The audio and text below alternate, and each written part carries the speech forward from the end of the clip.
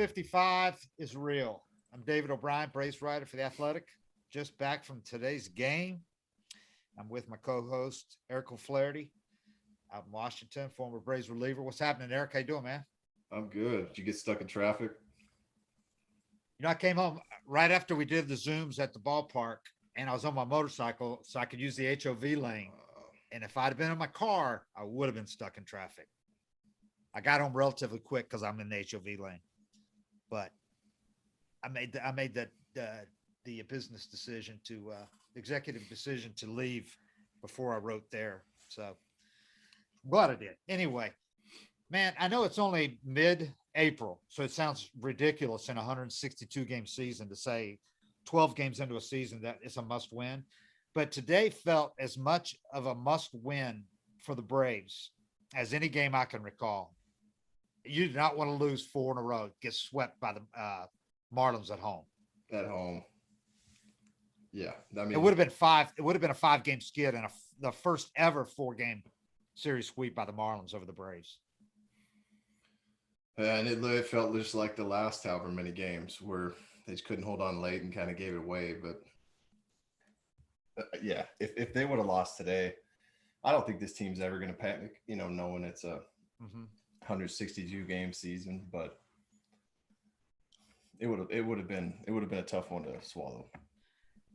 There were some good signs. There were some good things out of today, not just the win, obviously, but the way they did it, because it felt a lot like the mojo they've had the last couple of years. They won these games all the time, in the past. They just hadn't this year.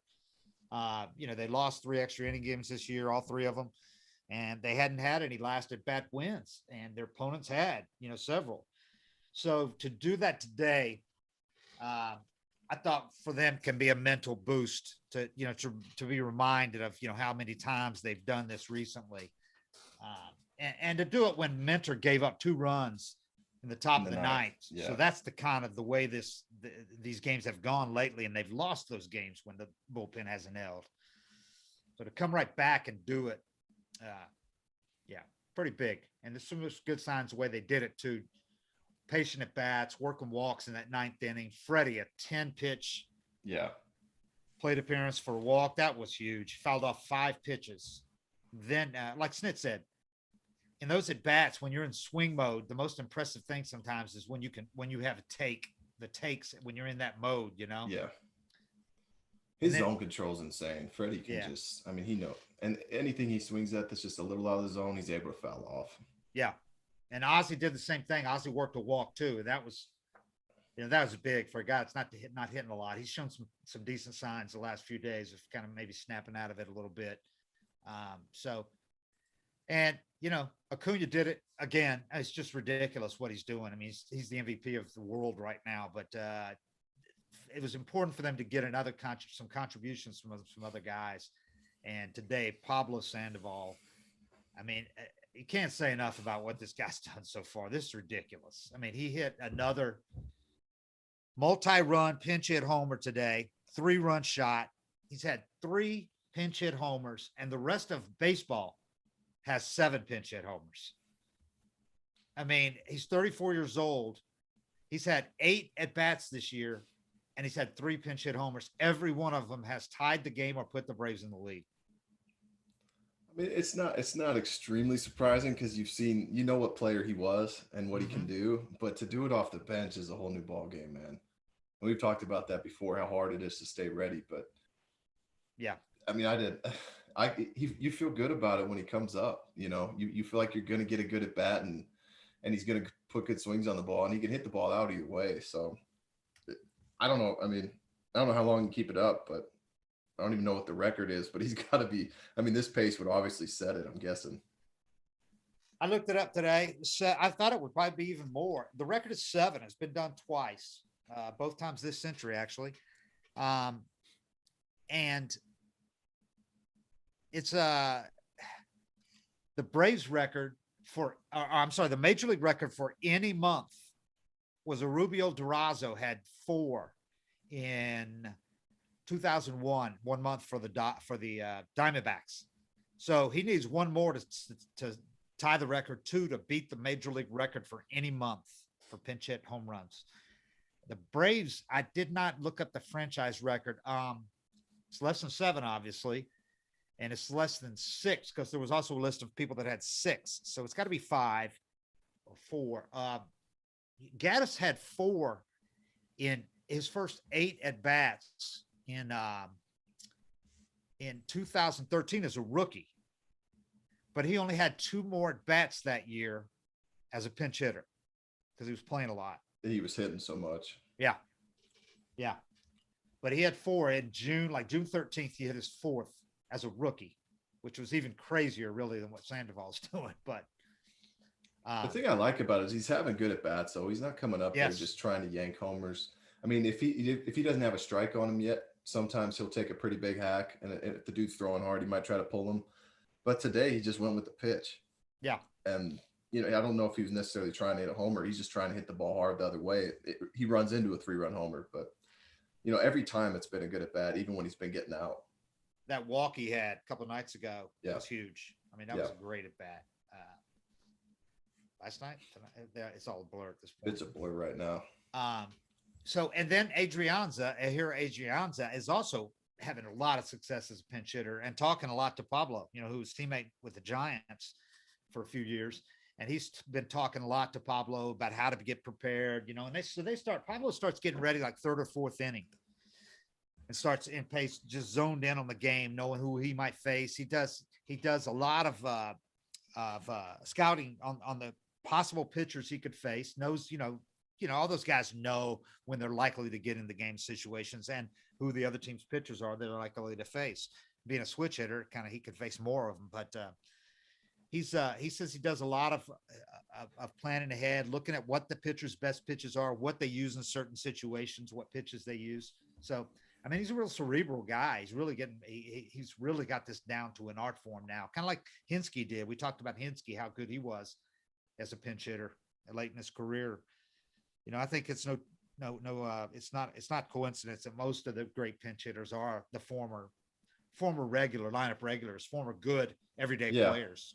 Learned a lot, learned how to analyze pitchers and what to look for, how to have good at bats, but you get 1 shot instead of 4. So, you got to make it count. You've had thousands and thousands of plate appearances at bats in your career. I think that's why what Gaddis did that year was just freak. He's a freak in so many ways, but to do it as a rookie is just crazy, what he was doing. But this bench is pretty solid. We thought it was going to be a weakness of the team. Well, we didn't think the things that have been the weaknesses would be starting rotation, the bullpen lately. But the offense has there's been so many guys on this team that are underperforming. I mean, beyond Acuña, nobody has, Darno's, he's done okay, but that's it. I mean, Dansby had a walk-off hit today, but Dansby, like a lot of guys in this lineup, their OPSs are like well under 600. Most of them, a lot of them are under 500. Yeah. If you look up and down the lineup, there's 1, 2, 3, 4, almost 5 guys, 4 or 5 guys under 600 with OPS. It's not where you're trying to be. Look at the lineup today, the 3rd through 6th in the order, and tell me when the last time you could remember a Braves team running out. And I mean, it's only 13 games into the season, but nevertheless, a Braves team running out a lineup like that with those numbers, 3rd through 6th. 3rd. That's ugly. And this is after the game. 3rd, Ozuna. Well, and even in the 2-hole, Freddie's hitting 191. He's got a 790 OPS because nobody's pitching to him. And he's got home Freddie's runs. not where he's going to be at either, And but the home runs and that, and he's hitting with some power when he. Yeah. Ozuna hitting 163 with a 479 OPS in the 3rd hole. Albies hit cleanup today with Darno out of the lineup. Albies is hitting 149 with a 590 OPS. Well, he scared me when he came up in the 9th. Just because I know he's been fighting to get out of that hole. Mm-hmm. And I thought he might come up and try to do some damage. So I was really happy he threw together good at bat because he's hit a lot of pop-ups, especially left-handed. And that was the one thing you couldn't have happen there. But once Dansby came up, I felt like the game was over because he wasn't going to try to do too much. Yeah, I thought when they loaded the bases, The Braves are going to win with none out. They're going to win this game. They can't lose this game.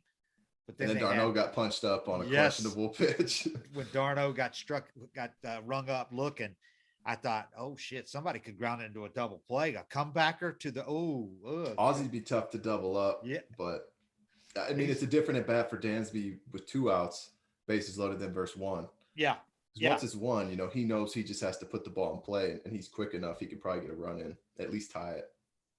So Ozzy hitting fourth today, 149, 590 OPS. Dansby, he had 3 hits today. Yeah, it's still at 204. So he got his average over the Mendoza line. He's at 204 with a still a sub 600 OPS, 597.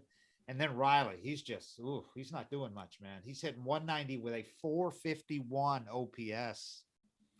I think he's the guy that's scaring me. He's OPS and lower than Acuña's OBP. Shit, Acuña's batting average is almost as high as Riley's OPS. Acuña's hitting 442. Well, he's in another galaxy right now. There was a great quote after the game today from Ian Anderson. He said, I'm wondering when he's going to get called up to the next league. He said, it's ridiculous, man.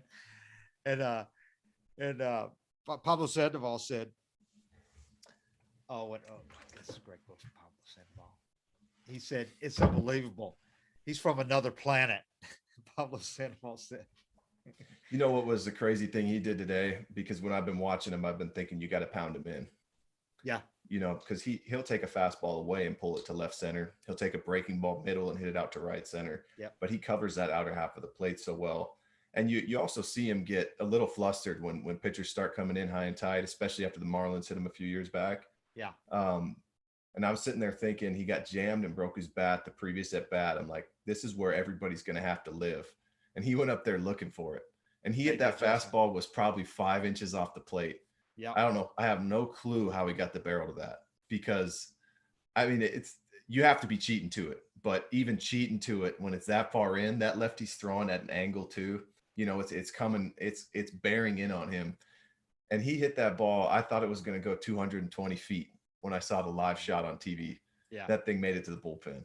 That was, that's a sign of what he's doing this year. The maturity. He's looked for it, you know, that's the maturity. Yeah. As a hitter, he's just become so much more disciplined and he's covering up. And I talked to Kevin Seitzer about that this week. We talked about exactly what Acuña did, the adjustments that he made. Because Kevin, I'll read these quotes from him. Kevin said this the first day in BP at spring training, the first swings he took, Seitzer was like, holy shit, what did you do in the offseason? He goes, worked on that stuff we were working on at the end of the year. Had time to work on it, huh? He spent a whole off season getting himself in terrific shape, but also doing that stuff.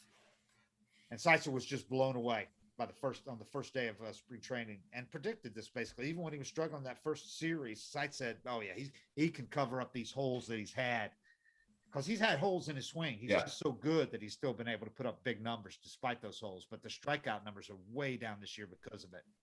Yeah, and the mental approach, you know, going up there hunting the fastball in, you know, because a lot of guys will hunt that fastball in and chase the pitch that he chased, and they can't do anything with it. But he's so freaking talented that he took a fastball 5 inches and off the plate and hit a bomb. You know, I don't even know how to explain how hard that is to do, just to get to that ball and keep it fair. And he hits it out of the park. I mean, I asked, it's scary thinking how good he could be. Yeah. I asked Charlie Morton last night about, I said, Charlie, you played with some great players, obviously in Houston and Tampa. Have you seen anybody get on a run like this? Because I forgot about a Rosarina last year in the playoffs. Yeah. And Charlie goes, a Rosarina last year, it was like historic. He goes, I mean, Kutch there in Pittsburgh. Said, I've had a chance to watch guys that I've had the pleasure of watching 2 MVP seasons. I've seen some of the more talented guys in the game. I feel like what Acuña's doing, I mean, that pitch that he hit out tonight, I don't know. This was last night. He said, I don't know. I saw that with a Rosarina last year, and it's just mind-blowing. I'm also impressed with how he plays the game. He dug out that routine ground ball to Didi, the infield single, and just the throw that he made in the first inning of the start that I made in Philly with Harper's double. Well, it was a single that he got thrown out on a double. said, just the tools. Yeah, I think the sky's the limit, needless to say. I just hope he stays healthy. And I think what he's doing right now is ridiculous. Charlie must be talking about that ball he hit out to opposite field last night. Yeah. Down and Yep. away. Yeah. Yep. That's why I thought you got to come in on him, and then he does what he does tonight. I mean, if you're on the other team's pitching staff, you're just scratching your head. And I don't know why anybody's throwing him strikes right now. I guess because he's so fast on the bases. There's really no way you can stop the guy. Yeah. Sandoval, here's the quote from Pablo. Asked him about Acuña, and he said, man, it's unbelievable. He's from another planet. He laughed, and he said, he can hit, he can run. He's a special guy, young guy, great talent. Come every day. I know he's going to get a hit, as soon as he takes his first at bat. That was his English, speaking that without translator, which I appreciate Pablo doing that, trying to do that. He's a great dude, by the way, Pablo Sandoval. You'd love this guy, man. He looks really like a good time. Really good guy. Had two different guys, had two different interviews that you didn't even know what the other guy had said after the game today. Both Ian Anderson and Dansby Swanson said he's the man. Both of them said he's the man. He's the man. Yeah.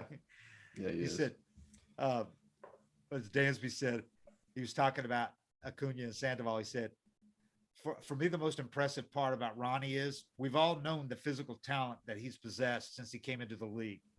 But this year it's been coupled by a different level of mental maturity than what we've seen in the past couple of years.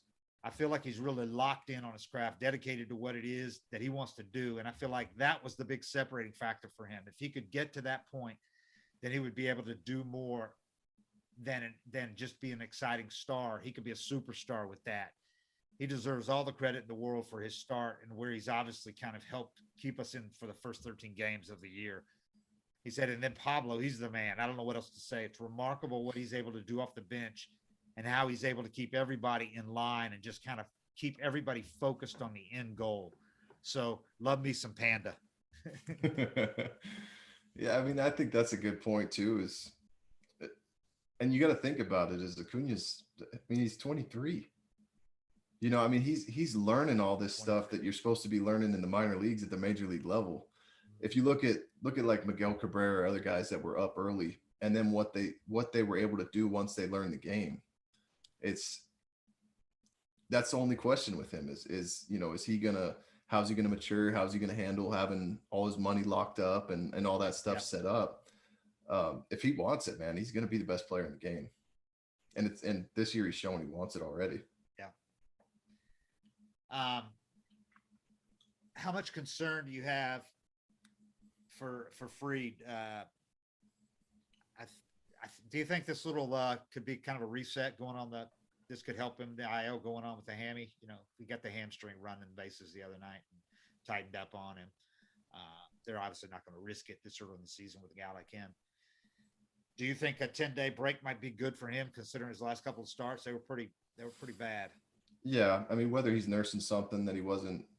Anytime a guy goes on the DL, when they're struggling, you want to think that, the team's just giving them a break and they're not really hurt. But a lot of times, they are nursing something and don't want to bring it up. And then once you go out there and fail over and over, you kind of have to be honest with yourself and realize you can't perform with whatever you're dealing with, Yeah.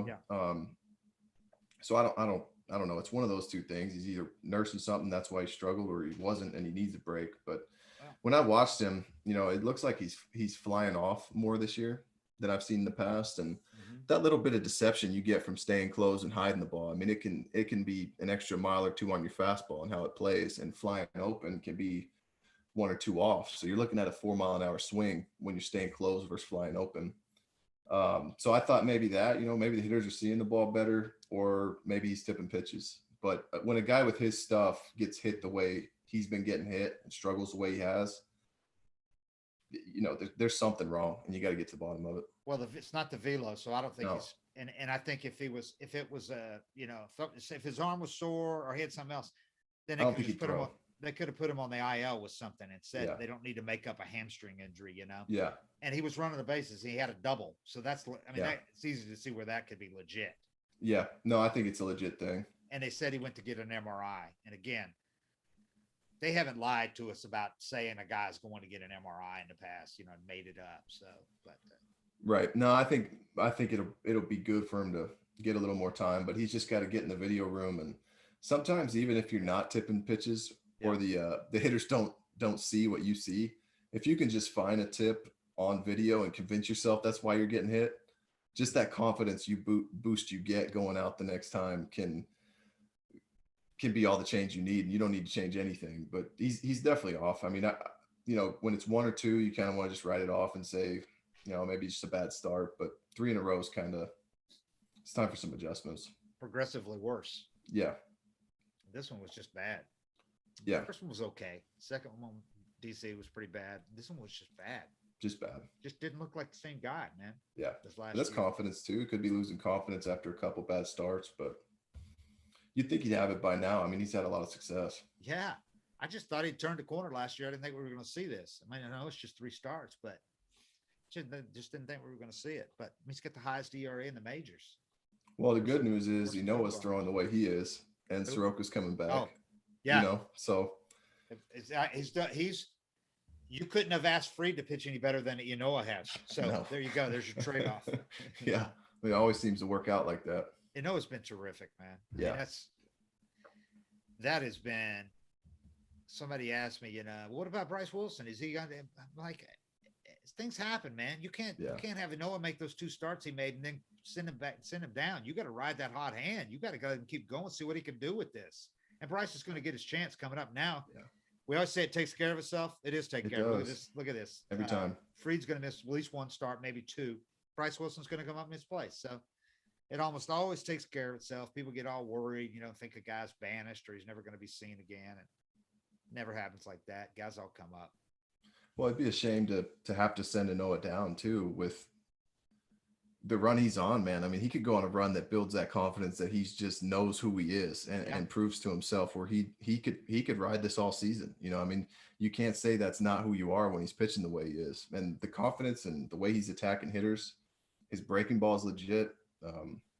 You want to see him get the opportunity and get as many starts as possible. And without things popping up, he might not have. I mean, he's averaging 97 with his fastball, and he threw 80 pitches the other day. Yeah. I mean, this guy's a horse. Yeah. It just goes back to, I was talking to Jeff Schultz today. We were talking about, what went wrong in the offseason. I go, look, if you look at what happened in the offseason, the only guys they didn't bring back were Melanson, Green, Duvall. Okay, look at the games so far. And how many of the games that they've lost would they have won if they had those guys? They've lost because of starters and because the offense has sucked. Yeah. I mean, where would Duvall be playing right now? You know what I mean? Once they didn't have the DH, Duvall didn't have a spot, and Duvall didn't want to go be a bench guy. He knew he'd get to play a lot in Miami. So I think the one, and I certainly thought they should have brought back either Melanson or Green. One of the two. Melanson signed for $3 million. You wonder. Sure, you're going to go to San Diego if the offers are similar and you get a chance to pitch out there. Got the $10 million house in Mexican coast and all that. And he's from the West. He's from Colorado, went to school at Arizona, late in his career. If I'm choosing between pitching in Atlanta in July or San Diego, sorry, I love Atlanta, but I'm pitching in San Diego if I got the choice. And I got a $10 million house that I just finished building on the coast that I could go to on an off day in Mexico. But anyway, Shane Green, obviously he's asking for too much so far because 30 teams have passed on him and half those teams could use him. Yeah. Well, I think when they didn't sign those 2 guys back, but there were other guys. Martin getting hurt too, that hurts. Help, but that exposes the lack of depth too. That's why I think they should have got, if not one of those 2 guys brought back, they should have signed another reliever because there were relievers signing for $3 million here, $2 million there that could help this team. Yeah. But I thought, and they ran out of money pretty much, but I thought I was talking to Bowman today about this. The one thing that kind of raised eyebrows when the move was made, the one that we all kind of questioned was Drew Smiley. Yeah. If you knew you were going to go get Charlie Morton a week later, which they did, maybe they didn't know they were going to get Charlie Morton at the time, but Drew Smiley for $11 million, the area where you have depth, the most depth. You have depth. Yeah. And if maybe the only thing is Alex hasn't, come up and said, I thought I was going to have this payroll and it became this payroll. Maybe I wouldn't. That He's could never going to happen. say that. He's never going to make Drew Right. Smiley feel like I wouldn't have signed you. Yeah. But that's all I can think of is that maybe he had this figure in mind, because I don't think he would have put himself in a position where he ran out of money and he couldn't get that last bullpen piece or signed Duvall or whatever. I think he probably thought the payroll was going to be this, and he'll spend 26 million right out of the box in free agency on Smiley and Charlie. Smiley is, I'm not saying he's going to be bad. He might have a good year, but he was coming off of 26, 27 innings pitched last year. He missed half the year last year, of a shortened season. Yeah. He had 2 really great starts, but basically that's what they were signing off of. And Alex said as much upon the signing that this is a gamble, but it's a high risk. I mean, it's a high reward potential.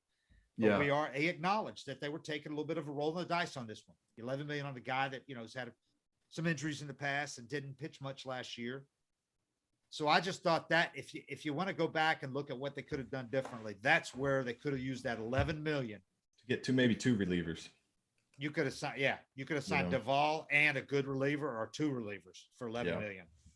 Duvall signed for, this is a weird contract he signed. It's 5 million guaranteed, but it's like a $2 million first year salary. Then the second year option is 7 million with a $3 million buyout. It's just one of the strangest contracts I've seen. So it's 5 million guaranteed. But you're not going to tell me if you would have offered Duvall, because he would have got about 7 in arbitration. Yeah. And they didn't want to pay that. So because I know he would have wanted to come back, Well, I mean, you could have offered him that same deal, apparently. I'm sure he would have chose the Braves over the Marlins. You would think so, unless he just didn't think he was going to play here once there was no DH, But they could have signed him before they even got, anyway, before they got Ozuna. But I mean, that type of contract that Smiley got, though, it worked out for Rich Hill. Rich Hill made 4 starts with Boston. Oakland gave him some cash, and he turned a whole career into it. So when guys show up with these improved breaking balls or this wipeout pitch and they're striking out a ton, I get why you take that gamble. It's just a matter of it. I think Hill was 6 million and Smiley got 11. So, I mean, that eats up a lot of cash. But yeah, that was the one thing I thought of, and I've thought of this whole season. It would be nice to have just one more, because Minter proved a lot last year, but he still hasn't put together that solid 162 yet. Matzik had some bad luck. Like, he struck out the side last night and gave up a double. Yeah. That's a 0 99.9% of the time, unless you have a ghost runner on second base when the inning starts. Yeah. Webb, same way. He had one of those innings. He's Webb. fine. Those extra innings have killed those. Yeah. I'm starting to hate that rule because it's killing the Braves. But, I think if you knew that money was going to Smiley and you weren't going to be able to afford to pad your bullpen with just one solid veteran guy that you know what you're getting out of. I'm not saying these guys had a lot of question marks, but because the bullpen held it. I mean, they played in all these games last year, and that's how they got where they got. They won all these games, and a lot of it was the bullpen. So, but Melanson and Green were big parts of that. And then you lose Chris Martin. You only bring 4 of those guys back. Yep. You lose one of them to an injury right away. Tomlin you brought back, but he's not one of those big 4 guys. He's big, but he's not a late guy. He has his role. Yeah. He's not a back of the bullpen guy. Yeah. So you're down to 3 of them, and that ain't many when you're going when your starters also aren't doing nearly what you thought they were going to do. They did early. They at least went 5 or 6 innings early. But lately, you haven't even gotten that out of them. So, and you've put it. So, it's just kind of a lot of things have kind of been a perfect shit storm. And it'll get better. It will. I think it'll get better. Well, they're not even hitting, and they're in every game. Line, exactly. Yeah. Bottom line, if you're scoring 6 runs a game like they did last year, it covers up a lot of this stuff. Yeah. But or just getting big hits like last year. They just haven't been able to get those big hits that they seemed to always get last year. And we said it all year long. We're like, I don't know how long they can keep this up. Yeah. And they just kept doing it. I mean, I think this year just kind of explains how hard it is to do that consistently. It's almost like they're getting it's evening out a little bit because they've done it for 3 years, really. They won the vast majority of these close games. They kept doing it, getting a big hit, walk-off hits, and just rallies with 2 outs when you're like down to their last strike. and you got to think, it wasn't going to last forever, and then, This year they go down one late and you feel like they might lose. Last year, Yeah. if they were down one late, you were like, oh, they're winning this easy. Yeah. And I think Sandoval was a huge add to the clubhouse. But, you also had to subtract a little bit too. You lost Nick Markakis. He was good for those professional bats late in games and a good steady guy in it. Tyler Flowers, good clubhouse guy. I think the clubhouse is fine. I'm just saying, you lost a couple of familiar guys there. Really, though, you just look like we said down 3 through 6. If those guys are hitting, that covers up a lot of this stuff because you're not going into they're going into every late inning situation down or up a run or down 2 runs, Yeah, and that'll turn to, they'll start winning those. Because Acuña can't keep this up forever, my God. And he has just carried them so far. It seems like he can, though. And I mean, Sandoval, you keep waiting for him to go 0 for 4 or have a bad game, and he does something every day. When it happens, I hope everybody doesn't go, oh, no, what's wrong with Ronnie? Now, reality is what's wrong with Ronnie if he goes to a 5-game skid, at some point. I mean, it's just what he's doing right now is he's going to lock up MVP before the All-Star break at this rate. Have a bad second half and still win MVP. The only other guy I've seen on a tear like this was Cespedes when he got traded to the Mets. Felt like he hit a home run every game and every big at bat he came through. I'm trying to think of other guys I've seen. Rosarena last year in the playoffs, in the postseason. In a postseason, what he was doing. He was seeing the ball like Ronnie is right now. But, and Acuña's not just doing it with home runs. He's doing everything. I mean, everything. Running guys out, stealing like bags, beating out infield singles. Yeah. Gunning people down, making running catches, leaping catches. He's doing everything. He's must-see TV. He's unanimous MVP right now. If it ended today, yeah. If it ended today. Not even close. But we're not 1/10 of the way yet. So, but it's going to be interesting. Who else in the rotation? Charlie, I'm not worried about him. I know he gave up 5 runs, but again, wasn't getting hit hard. He looks good. He just has that one bad inning. Yeah, he just keeps having that one bad early inning. on last night. When you watch him throw, he looks like himself. You know, it's different than Fried. He just doesn't look in control. He's hanging breaking balls, walking some guys. He just doesn't look like himself. Charlie looks good. Ian Anderson had a really good point today, by the way. He gave up he gave up a 2 spot in the 2nd inning and then only 1 more run in his other 4 innings. Could have been 1 spot. Yes. Birdie, that running on Ozuna on that ball was almost disrespectful. From second. I was shocked he went because he had to hold up when the ball was hit and make sure it got through the infield. Yeah. The word is out, man. Yeah. Everybody's going to test Ozuna's arm because they know it's a bad arm. I didn't know it was like that. I knew it wasn't great, but I didn't know it was like that. It didn't get exposed like that last year, They got him out of there in time and into that DH role. He didn't have as many big plays early in the season where so many people were testing his arm. Yeah. At least it I know he had he only played 2 games in right field, and I know he had a couple of plays like that in right field, but I don't remember so many early. And God, it seems like so many plays out in left field. I know there's been at least 3. Well, today caught him off guard. Mm-hmm. He did make a nice catch. He did make one nice catch. But I think today caught him off guard, though, because he didn't charge that ball very hard. And I think, as long as he's prepared, that you better come up throwing no matter what, because everybody's running on you now after today. Yeah. That video will get around. Everybody's going to run on him.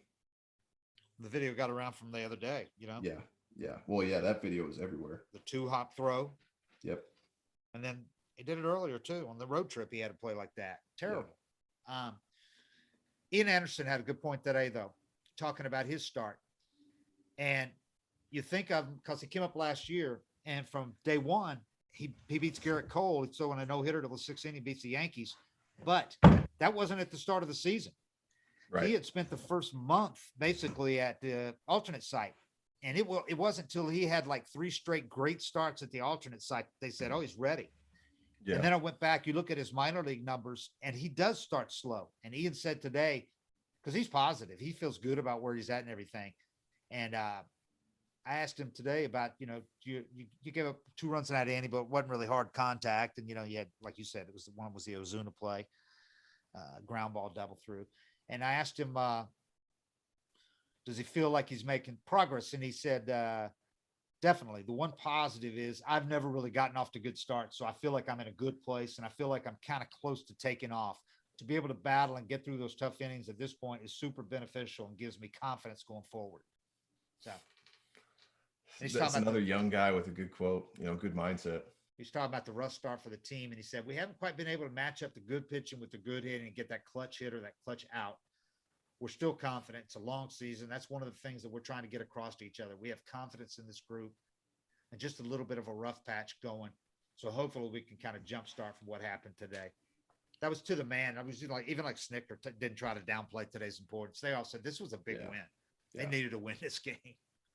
Well, getting swept at home would really hammer home that, we got to clean it up. We got a problem, turning around and also winning that game. They've been losing all year.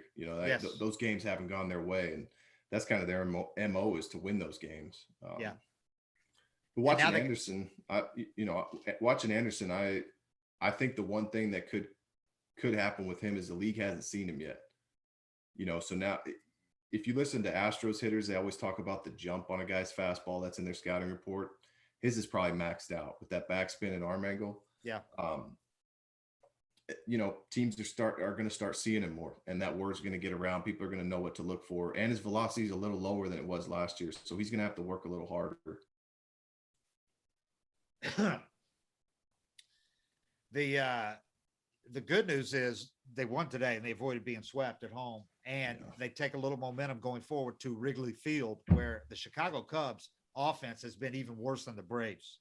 Yeah. I mean, significantly worse. David Ross has got to be kind of beside himself right now, man, trying to deal with this outfit. Well, if you're Snit, your team's going to hit. Right. If you're in Rossi's shoes, you're not sure, but I don't know, if you were a manager, if there's anything worse than a team that just can't score runs. You lose when you get a good pitcher, when you get a good outing from your pitcher, you lose when you don't, because you're just not scoring. That would be the longest season to manage. So, I mean, it'd be a good team for the Braves to run into right now. Get this.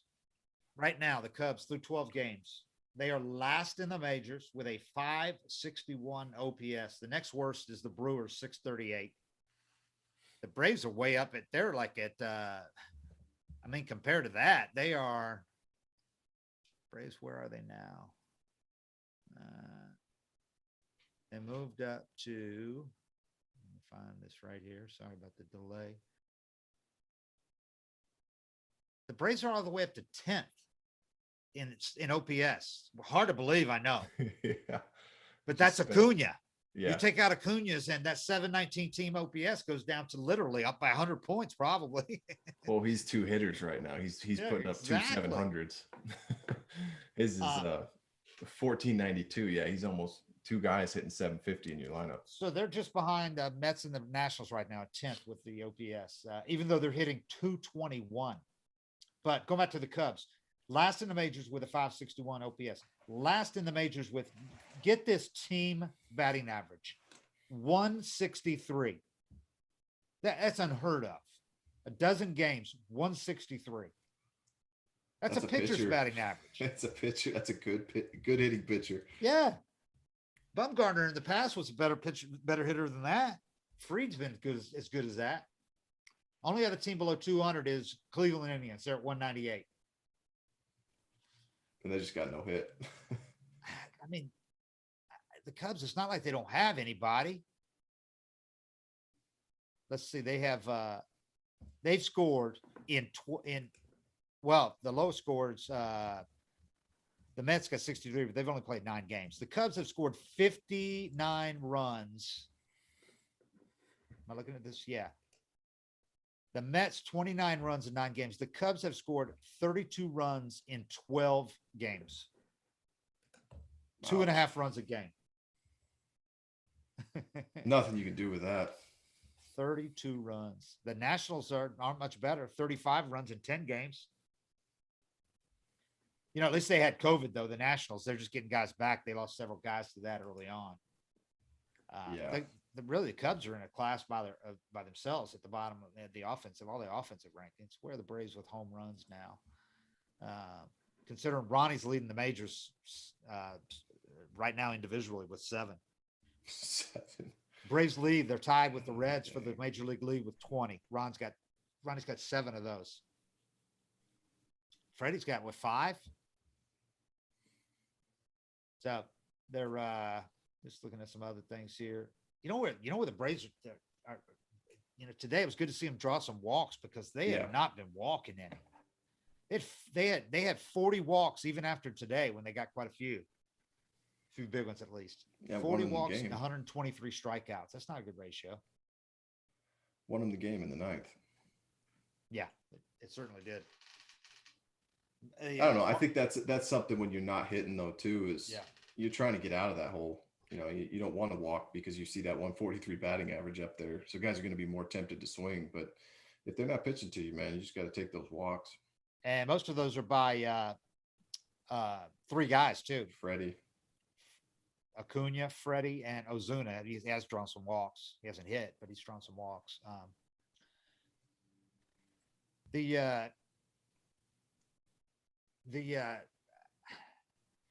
don't want to start. You started out 4-8. 5-8 looks a lot better than 4-9. But the team, I was looking at the team, and they had a 4-8 start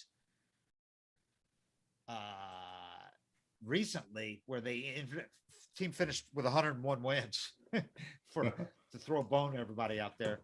I got those numbers right here. I put that down.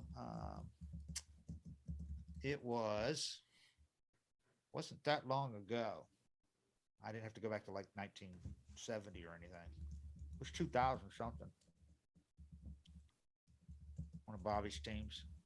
We lost 10 in a row one year, and I'm pretty sure we still made the playoffs. I'm trying to look up what year that was. The one year you came out of the gate? Yeah. Losing 10? Losing 9 or 10? Yeah, I mean, it just doesn't matter, man. There's so many games. You can. No, it's how you're winning and losing. You know what I mean? Yeah, I think that's what was kind of more alarming was. Yeah, the offense. Maybe less alarming though, because if they were just getting their ass kicked and they were 4-8, it'd be a lot more worrisome than, losing games that you're down by a run or up by a run, or that extra inning rules cost them a few times that they could have won those games too. Yeah, it was the fact that you're not hitting and you're also not getting the starting rotation work that you anticipated getting, and then your bullpen's got some cracks like that. So it was kind of across the board thing. It wasn't like it's just one component that wasn't coming through. So yeah, but if just the record itself, if you were 4-8, it's like, okay, no big deal. Turn this around. It's just they weren't showing any signs of turning it around. That's why today was a big one, man. Yeah. But the Marlins team's a lot. They're not bad, man. They're not bad. I mean, no, they got some good. They went to the playoffs last year. Yeah. They got some arms. They got some good arms. And they got a couple good bats too. I like this kid Chisholm, man. That guy shortstop is good. Really, when he caught my attention is when he took DeGrom deep, because I was watching that game live, and DeGrom was throwing nothing but fastballs and just blowing hitters away. And he got, I think, 1-2 or 2-2 on Chisholm, and I was like, here comes a high fastball, another punch out. And he hit it out. I mean, he got on top of a fastball up above the zone off DeGrom, which is basically impossible to do. Yeah. And the Mets announcers were just shocked. Like, they couldn't believe it. But I saw him do that, and then he hit a ball to center pretty good in this series too. I mean, yeah. And he's a little dude. He's not big at all. He's not big to be hitting balls like he is. Dead center's a poking at truest. Yeah, I like him. He's got a good personality. He's energetic. I like that kid. And Brian Anderson can hit. And they got a few guys. Aguilar. They got some big boys in there too. 2003 Braves started out 4-8 and had a -27 run differential in those games. They finished 101 and 61. So we're going to win 100 this year is what you're saying? I'm not saying that. Not in this division. Not in this division. By the way, Acuña, right now with the 14 Major League leading 14 extra base hits, he's matched Hank Aaron's the franchise most through 13 games. Ozzie set the record for April with 22 a couple years ago, and Acuña's on pace for 28. That's pretty good though when you're matched with when you're even with Hank in 1959. Hank throwing around with those names. Yeah, but it's not. I mean, for me watching it, it's like I said earlier. I don't know how to even pitch him. Yeah, because I felt like last year and other years when you watched him, you'd see when he wasn't getting to the fastball, you'd see when he wasn't doing this. And Mhm. as a pitcher, I naturally just look at it and think, there's no reason to throw this guy anything but hard in right now. Yeah. And the big adjustment of him making that and going up and looking for it, that's a mental thing because he can hit it, but he's got to be looking for it to get to a pitch 5 inches off the plate. Yeah. But seeing him do stuff like that, it, I think you might be getting that MVP. He's certainly shown plenty of signs that he's an even better player than he's been, significantly. Just keeps developing. I mean, just the talent has always been there, obviously, just oozes talent, but now he's just becoming at 23, a more well-rounded player. I mean, and who knows what the ceiling is on this guy, man. There isn't one. You can't put one on him yet. Yeah, he's hit 442, leading the NL, second in the NL, and he's leading the NL in like every category. I saw something the other day. He was like 99th percentile in barrels and hard hit rate, along with 99th percentile in speed. Yes. So he was with Trout and Buxton and him were the only guys doing what he's doing. And the crazy thing when he runs is it doesn't even look like he's running hard. You could tell he's trying to scoot a little bit, but he just floats. And the way he can look at a play unfolding, take his eye off, instead of just putting his head down and sprinting, that's amazing that he can maintain that speed while looking at the play. They're not long strides either. When he's trying to beat out a ball at first base, they're little short, powerful strides. Yeah. Yeah. He's got a distinct little running style. You're right.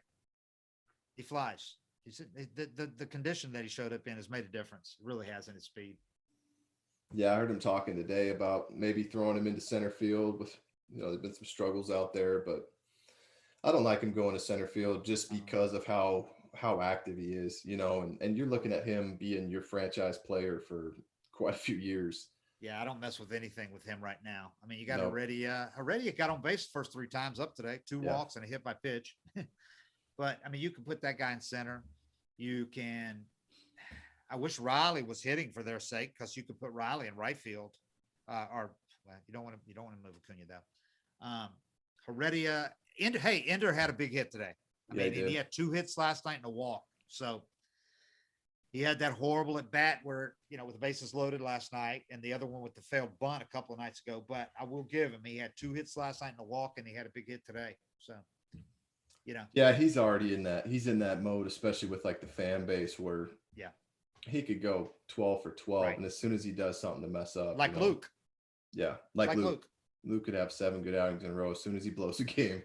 Right. It's really tough to get out of that space once you've kind of tested a fan base's patience. But if he just does what he did the last couple of days, they can get by with him and Heredia. Just yeah. Use the 2 of them there until you get Pache back, and hope that Pache can hit a little better than he was when he was here. So, let's see. Major League leading 14 extra base hits, matched Hank Aaron's pace with 13 in 1959 with Milwaukee. Yeah, Ozzie Albies 22 in 2018 in April.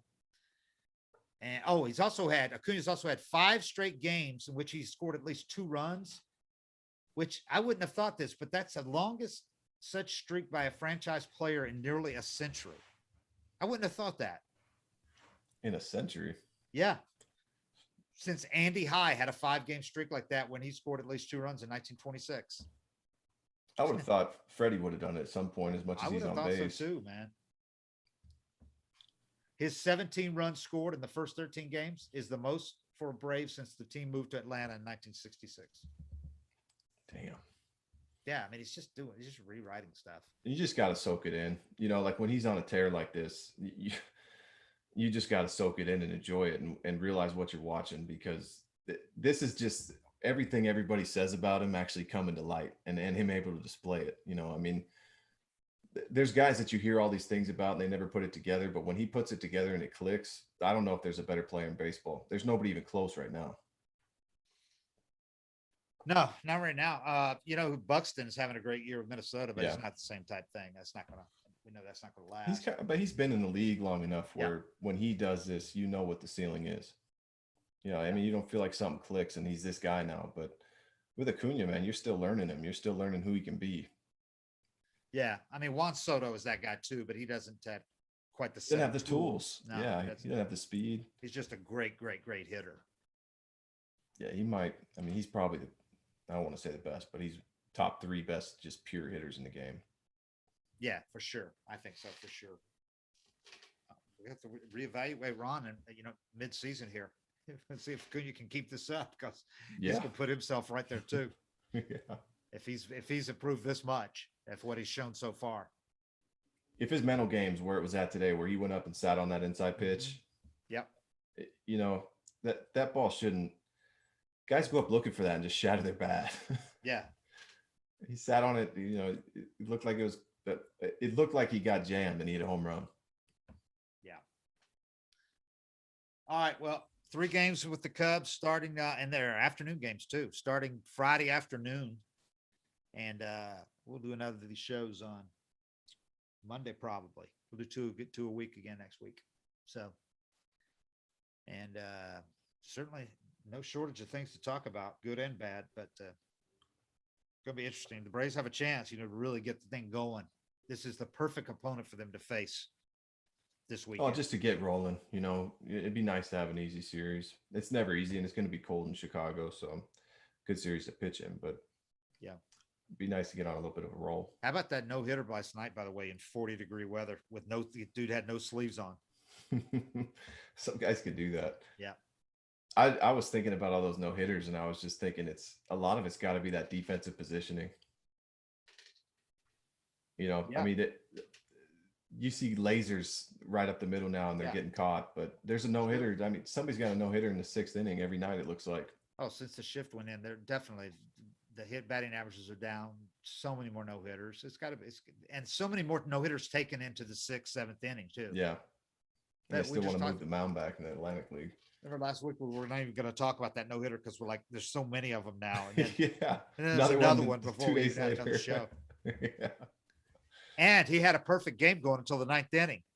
If the dude moves his foot, it's a perfect game. Yeah. That's kind of chintzy, man.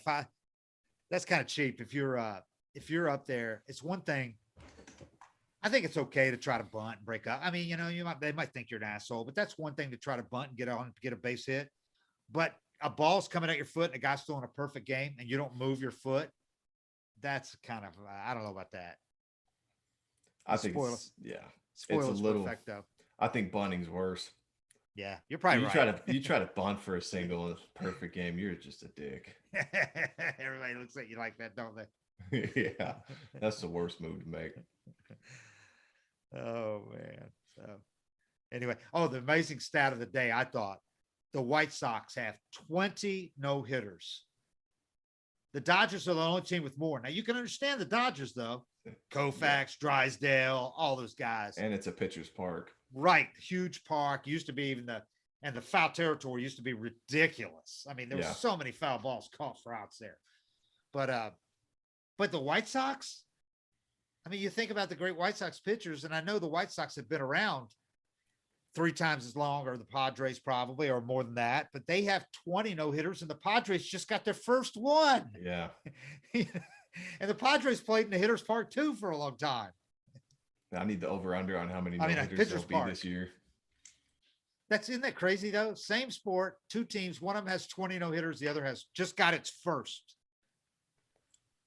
It's just hard. I mean, that's why it's so hard to do though, because how many cheap hits do you see given up? Yeah. Yeah. They had the list. It's only been like 6 or 8 of the no hitters that were perfect games, except for one hit by pitch. And I covered one of those, Kevin Brown, 97. That's believable. 97, Candlestick Park. You facing Kevin Brown in Candlestick Park, which is a nightmare anyway, with the cold wind swirling all the time. And he's throwing, that was that 2-year span where he had those bowling. Every hitter that faced him said it was like hitting a bowling ball. That sinker his 96 season to me was the most dominant season I've ever covered. And I covered some great seasons with some great Braves pitchers, but his 96 season was ridiculous. And then he threw the no-hitter 97. His sinker was just, he didn't have to throw much else. He'd get up there and No. throw sinkers, man. And guys just couldn't hit it. It was like Mariano Rivera's cutter almost. Yeah. Who do you think would throw one if the Braves had one this year? Well, if he wasn't coming from back from the injury, I'd say Soroka. probably Soroka. Yeah. That's But he what my and money would be Anderson, on. he had a lot of games last year where he didn't give up many hits at all, too. Well, Freed did too. Yeah. I think Freed could do it. Yeah, if Freed gets back to normal, It's a tough pick right now, but he had so many starts last year where he gave up fewer than 5 hits. yeah. But I'd go Soroka. I just don't know if he'll get built up to go 9. Yeah, he wouldn't have enough. You know, Yeah, I don't he'd think he need a will. couple months to be throwing 9 to try to get a no. But Yeah.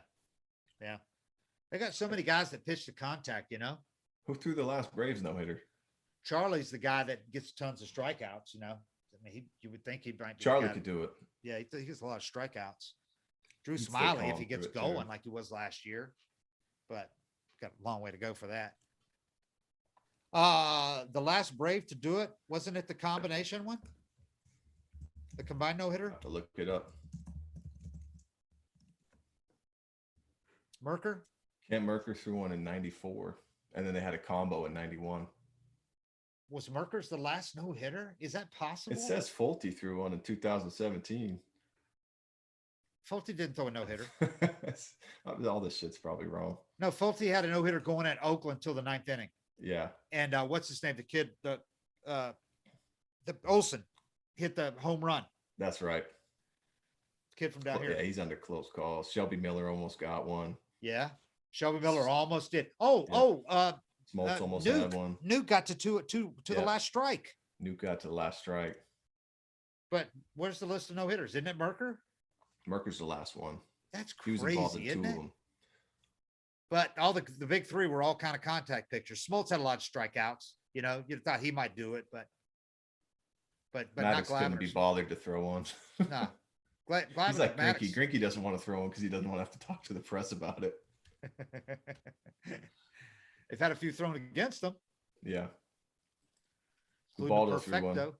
I was at the one that Jimenez threw. Randy Johnson's perfect game. Yep. Eddie made the last out. Let's see. Yeah, Merker in 94. That's hard to believe that it's been With all that pitching? 27 years and that Merker was part of the last 2 of them. Yeah. That's crazy. Yep. God, it's nuts when you look at that Negro in 73 and there's only been 2 since then, since 73. 50, almost 50 years. And one of them was a combined no-hitter. And the White Sox just had 2 that were almost perfect games in like what, 2 years, 3 years? Yeah. Well, I put my money on it if, all these guys, MIT grads or whatever, that are giving the outfielders and infielders GPS coordinates on every at bat. If Smoltz and Glavine and Maddox had those guys positioning their infielders Right. back then, Right. you got to Right. think they would have ran into one. I think so. I think Smoltz would have for sure. He had This- strikeout stuff. And Cheap ground ball in the hole. Now there's the infielder standing right there. Shallow blooper to right center. that's interesting. Yeah. With the, what would Maddox have done with shifts? I know Glavine didn't like the shifts, right? He wanted his guys to be lined up straight. Yeah, but Maddox could have pitched to it too. He Good had Lord. such good control of how the hitters would Yeah. swing. I mean, he probably could have placed them himself and just had him hit it right to him. He would have moved him around just for fun. Yeah, yeah. Let's see if I- He would have put all his fielders on one side of the plate Yeah. or on one side of the infield and had him hit it right into it. And then go, all right, now go over to the other side. Yeah, Let's see if I can get game of horse. All right, man. Well, we'll talk again. We'll do another show on Monday. You guys give us a call, give us a listen, and give us a great thumbs up recommendation, approval, your approval. We seek your approval. We need it. We need your approval. We like you. Dave's got to pay for a better internet connection. I do. You We made got it through this today one. without you didn't glitch today. Yeah, I didn't glitch today. I'm gonna call in AT&T by the way and said, you guys got to get my shit better. That's it. I'm moving to another company. That podcast will jump you to the front of their priority list. That's what I got to tell them. So I'll talk about your internet service on the podcast if you don't fix it. Hey, by the way, that food, what is it? What is our sponsor? Fresh Help? No, not Fresh Help. What is it? Cam, what is our sponsor? Freshly? Huh? Are you talking about Freshly? Our food sponsor. Yeah, freshly Magic Spoon. Which one? Not Magic Spoon, the other one. It's got to be freshly then. Man, they sent me a box of food. I, for the first time, prepared a meal where I cooked for like 30 minutes. But they send you all the ingredients. You like chop up the onion and the garlic and all that, but it was delicious, man. They Tell you send you the exactly right. how to do it. Yeah, they tell you exactly how to do it, but they send you the stuff fresh, like a box with dry ice and stuff in it. Chicken, beef, send like 3 meals in a box. And they're for 2. And I made it last night. It was delicious, man. I don't even know where our silverware is. My wife cooks so much. I don't do a thing. Yeah, I don't know how people have the patience to cook. Like my mom would cook for 5. I don't know how you do that, And My this wife is all cooks breakfast, lunch, dinner, gourmet meals all day, every day. She doesn't leave the kitchen. Damn. Then she works out. That's all she does. But anyway, so Freshly, try it. It's good. I can attest to it. It's good stuff. You sure it's called Freshly, right? I can look at the box if you're not sure. You can go look at the box. It's going to say freshly. Okay, You Freshly. can wait steps. I just wanted to make sure that I wasn't calling it the wrong name because they were nice enough to send me some of it. It's really good. There's several of those companies, it's like Blue Apron, all these others, but I can attest that Freshly is damn good stuff. Good to know. All right, that's it. Enough for the sponsors. We're out. Send me more of that food, Freshly. All right. 755 is real. We're out. Freshly got the plug.